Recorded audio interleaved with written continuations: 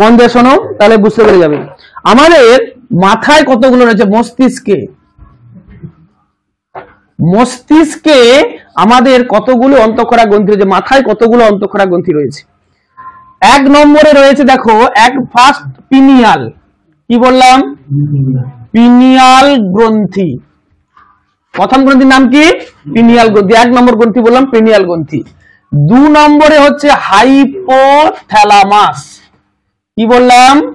Hypothalamus. 3 নম্বরে হবে কি? পিটুইটারি। এই 3টি গ্রন্থি আমাদের মস্তিষ্কে রয়েছে, মাথায় রয়েছে। তার মধ্যে পিনিয়াল গ্রন্থিটা যখন আমরা আস্তে আস্তে পরিণত হচ্ছি, তখন ও কি হয়ে যাচ্ছে? আস্তে আস্তে ধীরে ধীরে অবলুপ্তর পথে, মানে নিষ্ক্রিয় হয়ে যাচ্ছে। ক্লিয়ার? মস্তিষ্কের পরে মাথার পরে গলায় চলে এসো। আমাদের গলাতে কিন্তু 2টো গ্রন্থি রয়েছে। একটাকে বলা হচ্ছে থাইরয়েড, একটা প্যারাথাইরয়েড। কি বললাম? থাইরয়েড আর একটা হচ্ছে প্যারাথাইরয়েড। তাহলে গলাতে কটা আছে? এই যে 2টো গ্ল্যান্ড দেখতে পাচ্ছ, থাইরয়েড গ্ল্যান্ড। আর এই থাইরয়েড গ্ল্যান্ডের উপরেই রয়েছে 4টে প্যারাথাইরয়েড গ্ল্যান্ড। মানে প্রতিটা থাইরয়েডে 2টো করে প্যারাথাইরয়েড আছে। মনে রাখতে হবে, থাইরয়েড এবং প্যারাথাইরয়েড মানে 2টো কাজ আমি বলবো, একে অপরের পরিপূরক কাজ করে, সেটা আমি বলবো। যেমন তোমরা এতদিন কি জেনে এসছো? ইনসুলিন আর গ্লুকাগন। কিন্তু প্যারাথ্রোহরমোন এবং ক্যালসিটোনিন যে বিপরীত কাজ করে, সেটাও জানতে হবে। এবারে গলার পরে আমরা চলে আসবো কি? বুকে, বক্ষ গহ্বরে ঠিক হৃৎপিণ্ডের উপরে, বাম সাইডে হৃৎপিণ্ডের উপরে যে গ্রন্থিটা রয়েছে, খুব ইম্পর্টেন্ট একটা গ্রন্থি, থাইমাস। কি বললাম? থাইমাস। এবারে বক্ষগহ্বরের পরে রয়েছে উদরগহ্বর। কি রয়েছে? উদরগহ্বর। উদরগহ্বরে যে রয়েছে 2টো, একটা হচ্ছে কি? অগ্নাশয়। একটা রয়েছে কি? অগ্নাশয়। আর একটা কি থাকবে? আর একটা রয়েছে অ্যাড্রিনাল। কি রয়েছে? অ্যাড্রিনাল গ্রন্থি। তাহলে এই 2টো গ্রন্থি কোথায় রয়েছে? উদরগহ্বরে রয়েছে। এইবারে পুরুষের ক্ষেত্রে যে গ্রন্থিটা থাকবে তার নাম হচ্ছে শুক্রাশয়। আর স্ত্রীদের ক্ষেত্রে যে গ্রন্থিটা থাকবে সেটা হচ্ছে ডিম্বাশয়। তাহলে আমরা কি কি দেখলাম? এই আমাদের মোটামুটি অন্তঃক্ষরা গ্রন্থির চার্ট। এই গ্রন্থিগুলো আমাদের রয়েছে, অন্তঃক্ষরা গ্রন্থিগুলো, বা যাকে বলছি আমরা কি না এন্ডোক্রিন যে গ্ল্যান্ড গুলো রয়েছে, মনে রাখতে হবে। অন্তঃক্ষরা গ্রন্থি মনে রাখলে হবে না, ইংরেজি নামটাও মনে রাখো। ওকে, পিনিয়াল গ্রন্থি, হাইপোথ্যালামাস, এই 2টো গ্রন্থি এবং পিটুইটারি। দেখো, পিনিয়াল গ্রন্থি আমাদের শরীরের সবচেয়ে ক্ষুদ্রতম গ্রন্থি হচ্ছে পিনিয়াল গ্রন্থি। সবচেয়ে ক্ষুদ্রতম গ্রন্থি, সবচেয়ে ক্ষুদ্রতম অন্তঃক্ষরা গ্রন্থির নাম কি? পিনিয়াল গ্রন্থি। একবার উপরে লিখেছি আমি। পিনিয়াল গ্রন্থি কোথায় আছে? আমাদের যে মস্তিষ্কের ভেন্ট্রিকল আছে না, মানে মস্তিষ্কের যে গহ্বর, যাকে বল, যেটা পরিপূর্ণ আছে সিএসএফ দিয়ে। দেখো, লক্ষ্য করো, আমাদের যদি দেখি, লক্ষ্য করে, আমাদের 4টে কিন্তু কি রয়েছে? আমাদের ভেন্ট্রিকল রয়েছে। দেখো, এই 4টে ভেন্ট্রিকল যে রয়েছে, এটা 1 নম্বর, এটা 2 নম্বর, এটা 3 নম্বর, এটা 4 নম্বর। ঠিক 3 নম্বর কোথায় রয়েছে? তোমাকে যদি প্রশ্ন করে পিনিয়াল গ্রন্থিটা কোথায় রয়েছে, 3 নম্বর ভেন্ট্রিকলের ঠিক ওপরে রয়েছে কে? পিনিয়াল গ্রন্থি। তাহলে আমি 2টো ইনফরমেশন দিলাম, একটা হচ্ছে সবচেয়ে ছোট অন্তঃক্ষরা গ্রন্থি, আর অবস্থানটা আছে মস্তিষ্কের 3 নম্বর ভেন্ট্রিকলের ঠিক ওপরে। ক্লিয়ার হয়ে গেল? ওকে, এইবার এই গ্রন্থিটা কি কাজ করে এবং একটু বলে দেই। এই গ্রন্থিটা ধীরে ধীরে ধীরে ধীরে যত দিন যাবে, যত বয়স বাড়বে আমাদের, তত কিন্তু এই গ্রন্থিটা আস্তে আস্তে আস্তে আস্তে আস্তে আস্তে কি হয়ে যাবে না? নিষ্ক্রিয় হয়ে যাবে। এবং শুধু নিষ্ক্রিয় নয়, এটা আবার শরীরে যদি আবার কি বলে যে ইনভার্স ইফেক্ট করতে পারে। কিরকম? এই পিনিয়াল গ্রন্থি কাজ করছে না, তার ভিতরে তোমার শরীরে যত লবণ আছে না, ক্যালসিয়াম রিলেটেড বা ম্যাগনেসিয়াম রিলেটেড বা ফসফেট রিলেটেড, সেগুলো জমা হয়ে যাবে। জমা হয়ে গিয়ে শক্ত বলের মতো হয়ে যাবে। তখন মাথায় আবার যন্ত্রণা করবে, মানে মাইগ্রেনের সৃষ্টি করবে আবার। এবং এটা এমন হতে পারে যে তোমার শরীরে মাইগ্রেন সৃষ্টি করছে, তোমার শরীরে মাথা যন্ত্রণার সৃষ্টি করছে, তখন পিনিয়াল গ্রন্থিটা ওটা থেকে গিয়ে এই সমস্যা সৃষ্টি করতে পারে। কি কাজ করে, মানে খুব খুব ইম্পর্টেন্ট। এই যে দিনের বেলা হলে আমরা জেগে উঠি, রাত্রিবেলা ঘুমিয়ে যাই, মানে একে বলা হচ্ছে কি বায়োলজিক্যাল ক্লক, সার্কাডিয়ান রিদিমস, মানে আমাদের যে একটা রিদিমস আছে, দিনের বেলা এই কাজগুলো হবে আমাদের শরীর করবে, রাত্রিবেলা ঘুমাবে কি এই কাজগুলো হবে। এই যে রিদিমসটা রয়েছে এগুলো সার্কাডিয়ান রিদিম, সেটা কে নিয়ন্ত্রণ করে? পিনিয়াল বডি নিয়ন্ত্রণ করে। জৈব ঘড়ি বায়োলজিক্যাল ক্লক কে নিয়ন্ত্রণ করে? পিনিয়াল গ্রন্থি। এখান থেকে যে হরমোনটা ক্ষরিত হয় তার নাম হচ্ছে মেলাটোনিন। কি বললাম? মেলাটোনিন তুমি জানো ত্বকের বর্ণ নিয়ন্ত্রণ করে। তো ত্বকের বর্ণ নিয়ন্ত্রণ আমি বললাম কি আরো, হ্যাঁ, মেলানোসাইট স্টিমুলেটিং হরমোন এবং মেলাটোনিন একই কাজ করে। এবারে মেলাটোনিন কি করছে? আমাদের ত্বকের যেমন বর্ণ নিয়ন্ত্রণ করছে, আরো একটা কাজ করে বললাম আমাদের কি বায়োলজিক্যাল ক্লক কে নিয়ন্ত্রণ করছে, সার্কাডিয়ান রিদিমস কে নিয়ন্ত্রণ করছে, এই কাজগুলো নিয়ন্ত্রণ করছে। এই জন্য দেখবি বয়স যখন বাড়ছে, ধীরে ধীরে ধীরে বাড়ছে, তখন মানুষের ঘুম হচ্ছে না, ঘুম কমে যাচ্ছে, ধীরে ধীরে কমবে, এটা স্বাভাবিক অবস্থায়। হাইপার টেনশন তো আছেই, এমনিতে বয়স বাড়লে তো টেনশন বাড়ছে, মানে ব্লাড প্রেশার বাড়বে, তার সঙ্গে সঙ্গে পিনিয়াল গ্রন্থি এই সমস্ত গুলো কাজ করা বন্ধ করে দিয়েছে। এবারে দেখ হাইপোথ্যালামাস, তাহলে পিনিয়াল সম্বন্ধে বোঝা গেল। পিনিয়াল সম্বন্ধে যা যা কোশ্চেন গুলো থাকবে এর মধ্যেই থাকবে। এবারে চলে আয় হাইপোথ্যালামাস। হাইপোথ্যালামাসটা কোথায় আছে? হাইপোথ্যালামাস মস্তিষ্কে তো আছে, মস্তিষ্কে পিটুইটারি গ্রন্থির ওপরে। পিটুইটারি গ্রন্থি যেখানে রয়েছে, আমি একটা ছবি আঁকি, আমাদের যে পিটুইটারি গ্রন্থি, এই যে পিটুইটারি গ্রন্থির ওপরে আমাদের কিন্তু হাইপোথ্যালামাস গুলো অবস্থান করে, হাইপোথ্যালামাসটা অবস্থান করেছে। এই হাইপোথ্যালামাসের মধ্যে যে আমি পয়েন্ট গুলো দেখাচ্ছি এগুলো সব হচ্ছে নিউরো সিক্রেটরি সেল। কি সেল বললাম?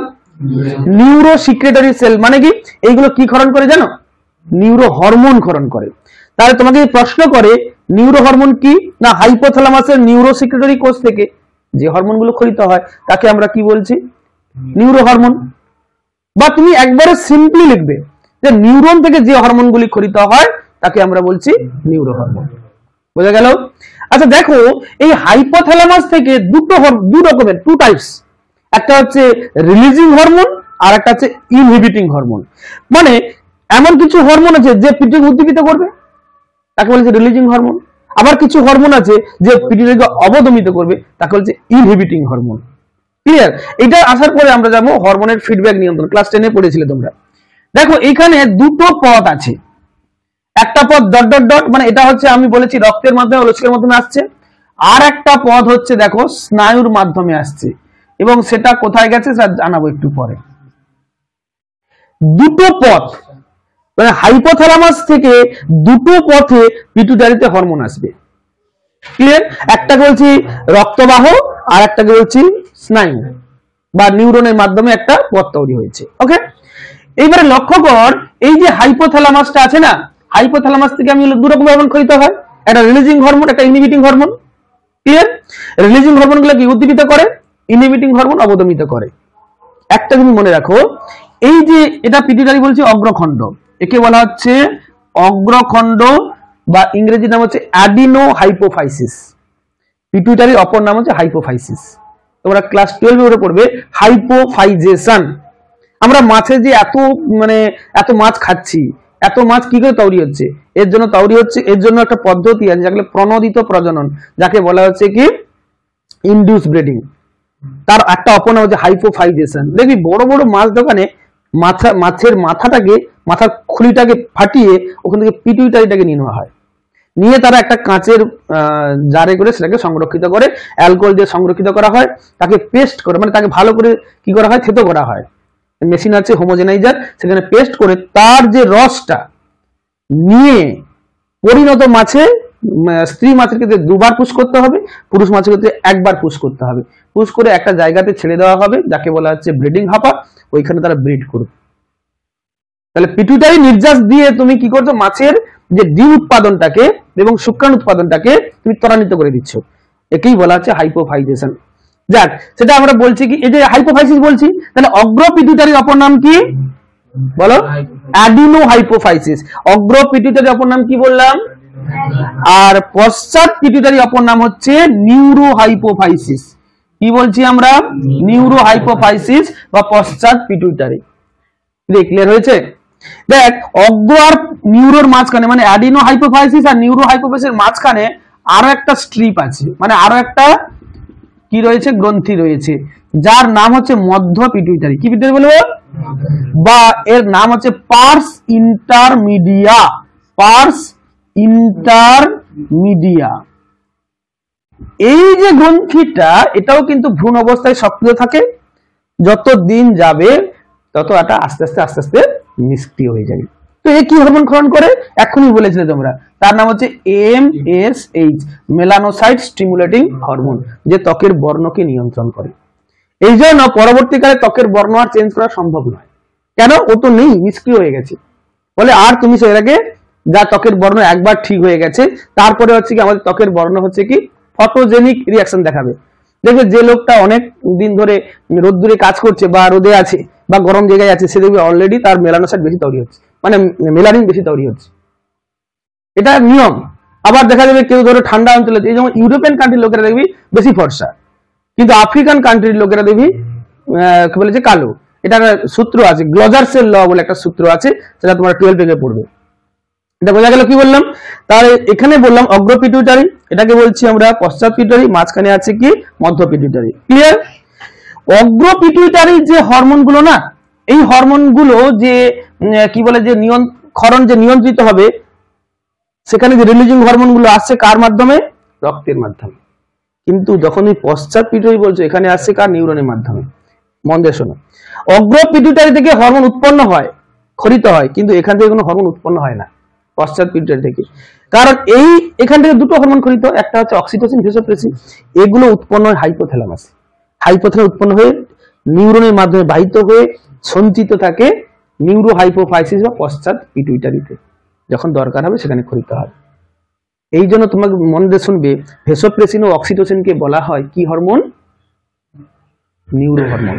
কি হরমোন বলা হবে, নিউরো হরমোন। ক্লিয়ার হচ্ছে। আর লক্ষ্য করো, অগ্র পিটুইটারি থেকে কোন কোন হরমোন ক্ষরিত হয়, ক্ষরিত হয় হচ্ছে STH, ACTH, প্রত্যেকটা সম্বন্ধে একটু বলবো, তারপরে হচ্ছে কি TSH, তারপরে হচ্ছে GTH। এই হরমোনগুলো যে উৎপন্ন হয় না, এই হরমোনগুলো কাকে নিয়ন্ত্রণ করে, থাইরয়েডকে নিয়ন্ত্রণ করে। নিয়ন্ত্রণ করে কি না, অ্যাড্রিনালকে নিয়ন্ত্রণ করে, নিয়ন্ত্রণ করে শুক্রাশয়কে নিয়ন্ত্রণ করে, নিয়ন্ত্রণ করে ডিম্বাশয়কে নিয়ন্ত্রণ করে। তার মানে কি হলো, আমাদের বেশিরভাগ অন্তঃক্ষরা গ্রন্থিকে কে নিয়ন্ত্রণ করে রে, পিটুইটারি। সেজন্য পিটুইটারিকে বলা হয় প্রভু গ্রন্থি বা মাস্টার গ্ল্যান্ড। আর পিটুইটারিকে কে নিয়ন্ত্রণ করে, হাইপোথ্যালামাস। সেজন্য বলে যে মাস্টারেরও master, master of master gland, এ বলছে মাস্টার অফ মাস্টার গ্ল্যান্ড কে, হাইপোথ্যালামাস। বা আর একটা নাম হচ্ছে কি এর সুপ্রিম কমান্ডার বলা হয়, কাকে, হাইপোথ্যালামাসকে।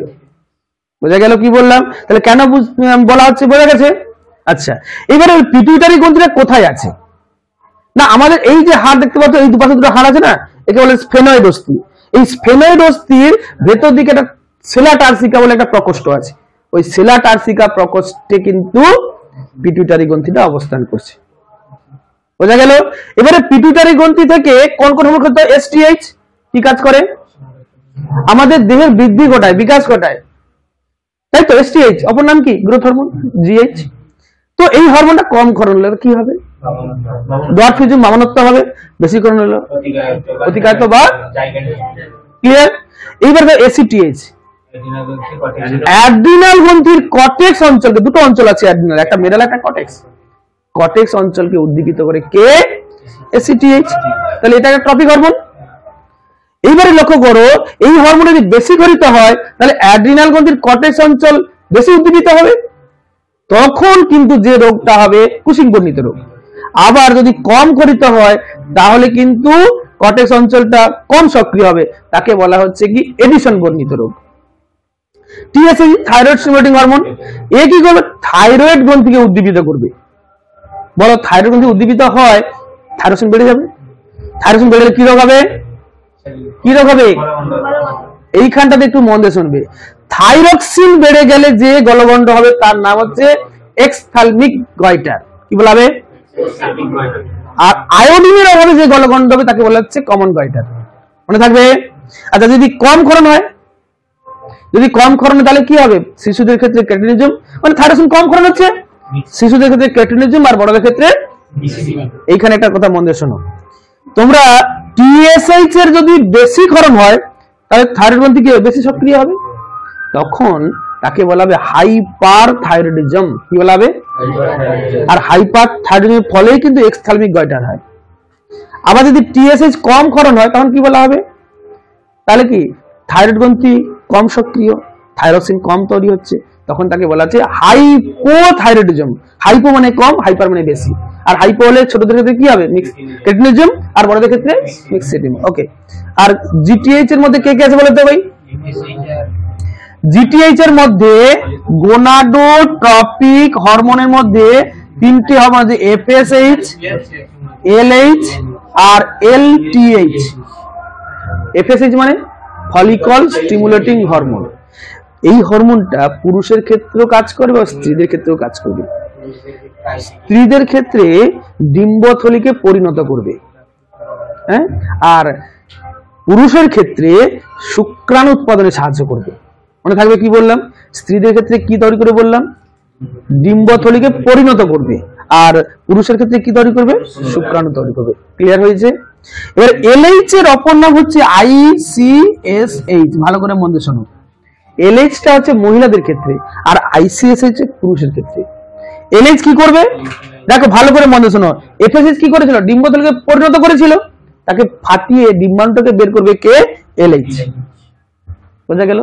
আর আইসিএসএইচ এর পুরো নাম ইন্টারস্টিসিয়াল সেল স্টিমুলেটিং হরমোন। এ কি করবে না, এ করবে কি শুক্রাশয়ের যে লেডিকের আন্তর্কোষ আছে তাকে উদ্দীপিত করবে, সেখান থেকে কি তৈরি করবে? Testosterone hormone. এটাকে মাথায় রাখতে হবে। আর এলটিএইচ এর পুরো হচ্ছে লিউটোট্রপিক হরমোন, এর অপর নাম হচ্ছে প্রোল্যাকটিন, যেটা মহিলাদের শুধু থাকবে, এবং এটা হচ্ছে দুগ্ধ উৎপাদনে বা ক্ষরণে সাহায্য করবে। কে? এলটিএইচ, লিউটোট্রপিক হরমোন, যার অপর নাম হচ্ছে কি? প্রোল্যাকটিন। ক্লিয়ার? তাহলে পিটুইটারি সম্বন্ধে আমরা মোটামুটি আজকে যেটা জানলাম, মস্তিষ্কের গুলো জানলাম। ঠিক আছে? তাহলে এই পর্যন্ত থাকলো আজকে। খুব ব্যস্ত তোমরা।